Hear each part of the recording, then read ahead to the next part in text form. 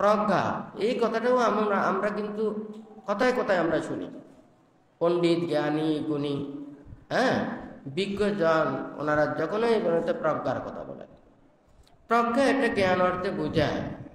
কিন্তু বৌদ্ধ অর্থে প্রজ্ঞা হচ্ছে যে নির্বাণ সত্য উপলব্ধির যে অস্তর ক্ষেত্রে যে বিভাজন, শ্রোতাপত্তি, সুকৃতাগামী, অনাগামী, অরহত্ব, মার্গ ফল এবং নির্বাণ সত্যকে উপলব্ধি করা, এগুলোকে বলেছেন বুদ্ধ প্রজ্ঞা। তাহলে আমরা সাধারণত যে প্রজ্ঞাকে বলি, সেই প্রজ্ঞা আর এই প্রজ্ঞার মধ্যে অনেক তফাৎ রয়েছে, হয় নাকি না?